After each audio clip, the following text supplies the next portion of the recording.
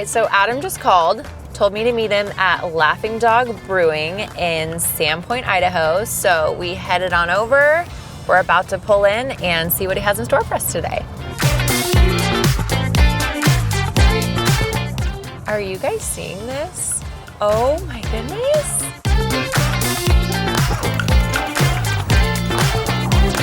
Adam, now you're in here? Hey, how's it going? Okay, the weirdest thing just happened. I was driving in and I could have sworn you were the Laughing Dog. I think you need a beer. Well, we are out here in Sandpoint, Idaho at Laughing Dog Brewery. What are we gonna do today? So we're gonna go see how they make the beer. Okay. And then we're gonna go head out downtown Sandpoint and check out some things that are happening down there. Oh, fun. All right, let's go. All right. Hi, I'm Adam Hegsted, chef and restaurateur in the Northwest. I'm all about the people because that's what hospitality is built on. Hi, I'm Chandler Baird, local foodie and lifestyle influencer at Spokane Eats. I'm all about highlighting our local eateries and the communities that support them. Crave TV is a telling of stories through visiting the places and restaurants, meeting the people who make it happen, and talking to the chefs who help create this amazing industry. This is Crave TV.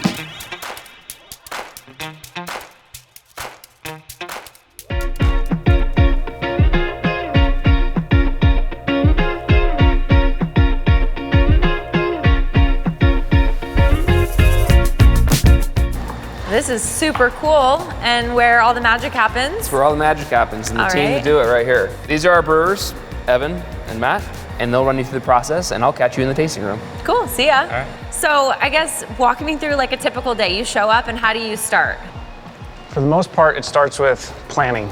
So we have our look ahead calendar, we're a month out right now for what we're doing every single day. Okay. So first thing that we're gonna do, Evan and I will come in, check the calendar, see what's on the schedule for today. It's constantly being updated.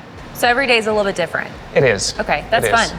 Makes the job a little bit more exciting. Yep. I'm sure you saw that large, giant grain silo that's outside. It holds 40,000 pounds of two-row barley, which is base of basically all our beers here. Okay. It'll end up being anywhere from 90% down to 50%, or even less sometimes, depending. But that's the bulk of what goes into the rest of all the beers. You're making beer and cider? Making beer and cider, and we're also doing seltzers here as well. And seltzers, cool. Yep. So right now, this is all for the beer process. Okay. So we'll start with using that silo, and we have to actually mill up that malt because it all comes in whole kernels. So it'll slowly go into our big orange mill over here. It'll slowly grind it up, not crush it, not grind it to a fine dust, but you just want to kind of crush it so you can actually absorb all the extracts out of there and turn the starches into sugars. Oh. And this will actually weigh out the exact recipe that we're doing, no matter what batch we're going to do. It's a different recipe for every batch, of course. Okay. And from there, we will then move our way back into the brew house. All right, here I thought that silo was just for decoration, Nope, but not at turns all. out That thing is full at all times. it is fully functional. Yep. I liken the process, it's not too different from making coffee. You've got your grounds and your water. You're gonna soak that for a while and you're gonna extract the liquid. This is the same process. We're just using malt, barley, or wheat and some other ingredients, and water. We're gonna let that soak for a while, and then we're gonna drain that remaining liquid off into our boil kettle, which is the one on the far one. Okay. That's where we're gonna add our hops. For your IPAs, you're gonna add a lot of hops at different increments. For something like an amber, you'll have maybe less hops. Okay. And we actually get some from just up north in Bonners Ferry. So when we do our fresh hop beer once a year, we'll actually go up that day to Bonners Ferry. We'll pick them and bring them back and brew with them that very day. So from start to finish, how long is that process? The brew day is typically a 10-hour brew day, give or take. And you start and then you have the beer or cider, whatever, by that end of 10 hours. We'll have the liquid in a tank and we introduce the yeast to it to ferment, but then in the fermentation process is additional process to the actual brew day itself. Gotcha. How long does that fermentation process take? Anywhere from 3 weeks to 6 weeks, depending on the beer. Wow. So we got to plan ahead, of course, hence the scheduling, etc. Okay, So, cool. So what's the most popular thing that y'all brew? Our Huckleberry Cream by far. Huckleberry cream. Yep.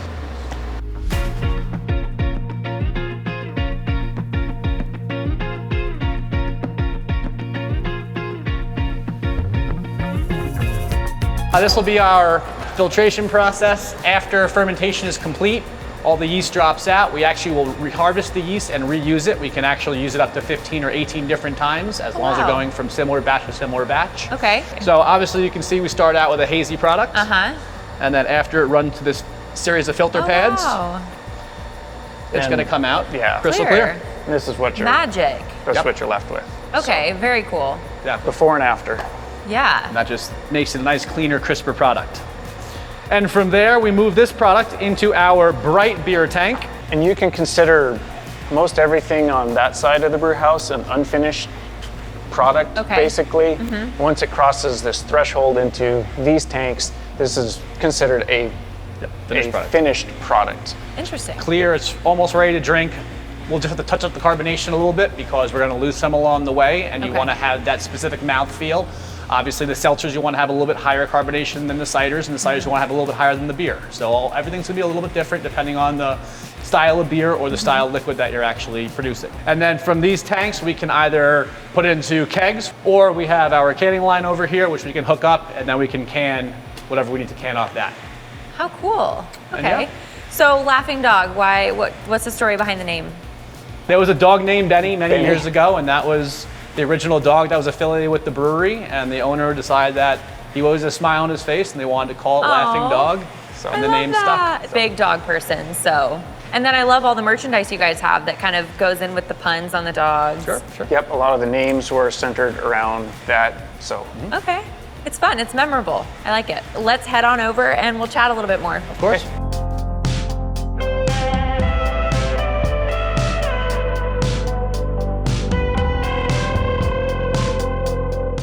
Fancy seeing you here, Adam. Hey, nice seeing you.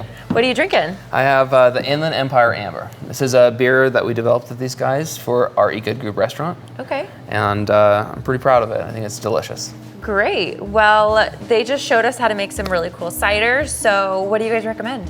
Let's have some of the corduroy that we were filtering before for you. Okay.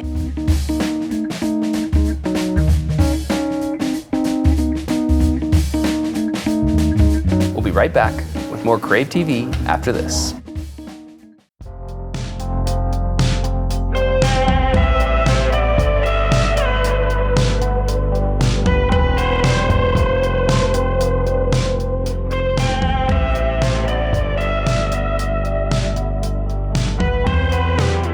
So what are some of the favorites in the tap room? a few of the big ones in the tap room would have to be the Alpha Dog's always a perennial favorite, as well as our Huckleberry Cream, two of our better sellers. It's not really a seasonal beer, but a contracted beer that we made, the Old 95 IPA that we make for the Coeur d'Alene Casino. Yeah. That's a brand new IPA that just came out, and I know that we're going through a lot of it. Yeah, in being tap well room. received for That's- sure. Very cool. So what about y'all's background? Do you just love beer, so you thought this would be an awesome career? My roommates actually started doing it in college, and it seemed just kind of just this odd, intriguing process. And I ended up getting some of the little kit and started as a home brewer myself. Okay. I ended up going to the Siebel Institute of Technology for some brewing education Oh, wow. before I started actually as a professional brewer. Very cool. I did not know there was like an education process to this career. Oh, it is. And for the big guys like Anheuser-Busch, those are PhD master's level Wow. brewers. It's a very old science. Yeah. And what about Sandpoint? Are y'all from here? I actually moved out here for the job from New York. I was a brewer in New York for 13 wow. years and then came out here, and I've been out here ever since. I guess I see the accent now. Little Hear bit, it. Yeah. little bit. So I'd never actually homebrewed, but I started brewing commercially. I was very intrigued by the whole mechanics behind it and keeping the system going and making sure everything's operating perfectly. No, you don't have any leaks, you don't have any air coming into the system. So that thing actually got me into brewing a little bit. And back in New York, there was a brewery that got started many years ago, and I had become very good friends with the brewmaster at that point, and he basically took me under his wing and taught me everything he knows. And I worked under him for 9 years, and then he moved on to a much larger project, and I pretty much took his position over there, and here we are. Yeah. So, Very Yeah, cool. I think you've been doing it for at least 15, yep, 16 years. 16 Yep. years. I've been doing it for eight years. Thank you guys for the tour and showing Chandler around. Thanks for coming out. We Appreciate appreciate it. it. Yeah. Cheers. Cheers. All right, so we've done all this, we've seen everything, and now I'm getting hungry. Me too. Good. I'm gonna go cook up some wood sausages. You're gonna love them. Wood sausages. All right, let's do it. We're gonna show off a little bit of our new menu here. We have some wood sausages. We're gonna put them on a delicious bun. So really all I'm gonna do here is I'm gonna do a little bit of a V cut here. And the purpose of this is to have enough room for the sausage and be able to put everything on. Kind of spread it out a little bit. And these are the buns that we make at the Eat Good Bakery. And they are delicious. Then I'm gonna have a little bit of melted garlic butter, which I'm gonna put on here. What we have here is we take a lot of really simple ideas and throw these into our toaster, and we make them. We want to be able to provide some great food for people that are here drinking the seltzers, ciders, and brews. And really, we're not trying to show off too much, just provide some really great, consistent, quality food. And Wood's sausage making out of Sandpoint. So we have 3 different sausages that we buy. So we have a cheese dog, a smoked dog, and a cheddar jalapeno. Then I'm gonna top that with a little bit of our Eat Good chili, a little bit of our cheese sauce, some cheddar, and some sweet pickled chilies. We have a little bit of grain mustard as well. This is a beer grain mustard. We take the actual beer from the brewery and mix it with whole grain mustard and some powdered mustard, and then we have our beer mustard here. Our sausages are done here. Oh yeah. Oh man, look at those. Check that out. Jalapeno cheddar. This is our cheddar dog, and this is just our regular smoky sausage. All right, now I'm gonna take them out of the toaster.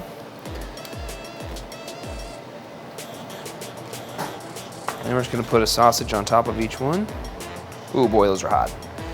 Give it a nice squish in there. And our cheese dog. And our smoky. And see, we're not really having to do very much of these because it's already a really fantastic product. I'm gonna go ahead and throw a little bit of our Eat Good chili. This is chili that we make for all of our restaurants. Check that out.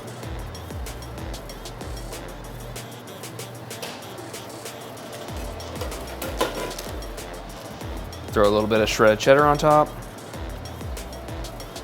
A couple of our pickled chilies. Throw a little bit of mustard on this guy here.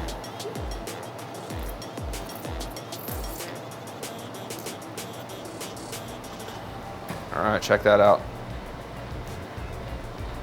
Let's go dig into these. Woo-hoo. All right, check this out. Okay. All right, we got 3 different kinds of sausages here. We have the jalapeno cheddar, the cheddar smoky, and my the regular gosh. smoky. The smells. Yeah. Oh my gosh. All right. So time to dig in. Yeah, it's all yours. Thank you. I wanted 3 sausage dogs. That's just what I wanted for lunch.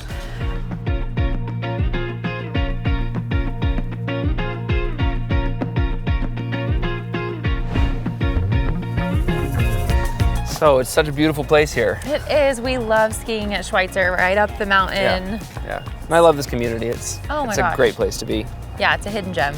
Speaking of, let's go check out and see what Evan Brothers are doing. Awesome. You just happen to know them, right? I do. All right, let's go in. They're actually located in Spokane now, too. Yeah, At the Wonder and Building. Coeur d'Alene. And Coeur d'Alene. Yes.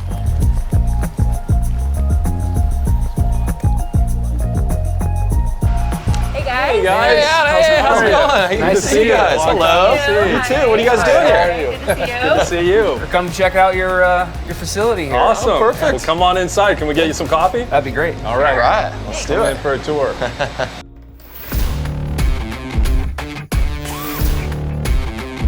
All right, we're here at Baba. We're gonna make labna. Labna. So this is a yogurt cheese. So this is a really simple process that I think that a lot of people don't really know about. So what we have here is Greek yogurt. We actually make this Greek yogurt ourselves. Wow. So that's pretty fancy That there. is super fancy. But the real easy trick to this is it's just a little bit of lemon juice. You wanna make Okay. sure to not get the seeds. Just add a little bit of salt. Okay, and then all we do is mix that up. And then the idea here is that we're taking out all the excess water. So basically what happens is put it in a little bit of cheesecloth with a strainer, and then just kind of take it, do a little spin, kind of tighten it up, put it back in, and then put the excess cheesecloth on top, put a little bit of a weight on it. Okay. And we'll let that sit in the fridge overnight. And then what you're left with is Ooh, yeah. this right Thick. here. So it's like, you can see it's like almost like cream cheese. Totally. It's like totally a lot thicker. It has that same like punch that yogurt has, but it's like so much more creamier.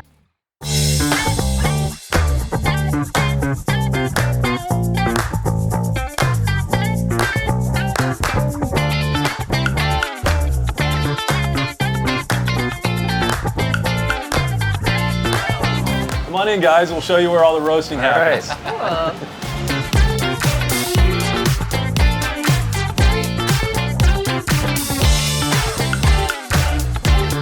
It's a 15-kilo roaster here. We get our green coffee coming in. We get coffee from all over the world. This is coffee from Colombia, Guatemala, a lot of organic coffees. Daniel's working the magic right now. Using Cropster software, we're able to keep track of every roast profile, set a recipe for every coffee, and repeat that, and hopefully be really consistent with what we're doing. So, What's some of your favorite beans that you've roasted? I really like coffees from Africa, Ethiopia, Kenya, for example. Some of our favorites for sure. What makes those special? Well, Ethiopia is the birthplace of specialty coffee. A lot of that coffee is just grown high on mountain slopes, good soil conditions, just optimal conditions for growing coffee. Tends to be really sweet, good acidity, good body to those coffees, a lot of floral notes. Kenya is probably my favorite, and just for the unique flavors, and Ethiopia as well. Some great coffees from there. I like the brighter, the fruitier, the floral, the better. But we have coffee from all over the world. We get the big, chocolatey body coffees from Colombia, Guatemala. Some of that earthy, Smoky, big body sort coffee. of chocolatey. Yeah, exactly. Indonesia, awesome coffees from around the world. They all taste completely different. It's nice when we're cupping them side by side. You really see the difference in flavor and the potential for flavor. So it's it's a lot of fun. It's really exciting. We started this business 12, 13 years ago. Yeah, it's coming up on 13 years. 13 years. You started right here in Sandpoint. We started right here in Sandpoint. Really founded on Schweitzer Mountain, in fact, on the old Chair 6. That you see our Chair 6 breakfast blend, and that's really a nod to the founding of our business. Okay. And we had both just moved here from different parts of the world, and we'd lived all over the place, and we were both at a point we wanted to plant some roots. We had young kids, and we looked around and we discovered this area. It was just it's got all the outdoors and everything we really want, and it's a small community, And so, we moved here about 2008. I was in real estate sales, working, selling resort properties, especially up at Schweitzer. And Randy had been in coffee for about a decade. We both moved out here. Suddenly, where the economy completely crashes, and it was scary times. And we're like, well, I'm not selling real estate anymore, so we're just gonna ski every single day. We're new in town, and we just milked it. We skied every day. Eventually, we had to make an income. So what are we gonna do? And he's like, and I think it was something like, hey, Randy, what do you want to do with your life? And he said, I want to stay in coffee, and I'd love to, and I'm gonna do it in Sandpoint. And Daniel. This guy with the mask on is the third. He's kind of like the third brother, really. He's been with us about 10 years, and there's nobody more passionate about coffee or people than Daniel. So we honestly wouldn't be here without him. So thanks, Daniel. Thanks, Daniel. A lot of people that have been here, like Nicole, even at the bar in there, she's probably been with us 8 years. And we've got a number of people that have been around a long time. So it's also a testament to you guys as bosses. Thank you. Thanks. Yeah, really. So you've built something wonderful that now we can all enjoy here. It feels good. It feels good to do something and contribute to our communities. So. Well, thanks so much for having us. Absolutely. Yeah, guys, really appreciate it. Really appreciate it. Yeah, cheers. Cheers. So that was really cool. I learned a ton. Yeah. We got to try some samples. What's next? We're gonna go head to Joel's. Mexican food, right? Mexican food. Yes, let's go. Burritos like this big. Yes.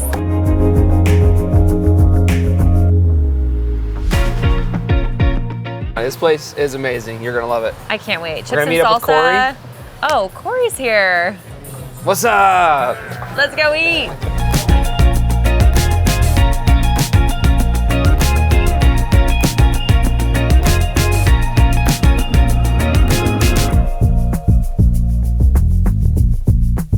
I stand corrected. You could eat all that food. Well, it was just so good, I couldn't stop. I don't blame you. Yeah, so thank you. Yeah, it was thank you guys delicious. so much. Glad you guys liked it. Give This us a ceviche was amazing. Yeah, that was a nice The little touch, poppers were so good. We kind of just wanted to take some time to get to know you, learn your story a little Yeah, bit. absolutely, yeah. So I'm Joel Jr., my dad's Joel Sr., and it's a family business. My sister's involved, my mother, and we've been here since '95. We moved up from San Diego. My dad's from Tijuana, Mexico, and we moved up here for a better life, away from the city life, and I was younger, I was 8, so I've been here since I was 17, since I graduated. So I decided to stay in the family business and been here ever since. It's been great. And how has been the growth? I mean, you guys started as a little food truck. Yeah, absolutely. So our philosophy was keep it simple. You know, we didn't want to outgrow ourselves, so we've kept this simple. And I think my dad being from Mexico, really his philosophy was simple, good price, good food, friendly environment, and keep a consistent customer base. That's, you know, erred on the safer side, if you will, on that. And that really played out well for us, especially during the pandemic, you know, just keeping it simple. Is your menu similar to when you guys started? The menu has expanded over the years, and it used to be really small, but a lot of the classics like the chicken asada has, you know, we've had customers that ordered that since day one. Yeah. So it's actually cool to see the same thing, you know. Yeah. I'm a fish tacos guy. I love your fish tacos. Yeah, here, and so. that's also evolved over the years. I mean, we used to have halibut fish tacos, Yeah, but then yeah. the price skyrocketed, Yeah. and so, you know, just different versions, and gluten-free versions, which is huge yeah. nowadays. A lot of people are gluten-friendly or gluten-free, and so we try to accommodate as best we can. It is difficult with a lot of different allergies, but we certainly do our best. I think you've really tied into the community, and people like the quality and the consistency of product that you guys have. Yeah. You've been here for a long time, and I think people recognize that. Yeah, absolutely. And I think the big thing for us is not just food, it's building community and friendship, and try to have as lowest prices as possible with a good meal, because you have customers that return daily, you know, 4 days a week, and try to build that friendship. Well, I think that's Evans Brothers is kind of that same aspects. You know, they started small and just kind of kept growing until, you know, because the community really embraced them. Yeah, and no, helped super them proud grow. of them. Yeah. But y'all have both kind of kept your roots and, you know, stayed grounded in through all of it. No, which is absolutely. great. No, Evan Brothers is great. Love going there. They know your name and your order, and it's super cool. So. We're stuffed. We're gonna go take a nap. Yeah, absolutely. No, we're gonna go walking at ice cream. We got Oh yeah, we are. No, you're right. You're right. We got hammocks out back, so. All right, well, thank y'all for having us and for letting us inside your little world. Yeah. We appreciate it. Thanks to our viewers for watching. Don't forget to tune in next week for another episode of Crave TV.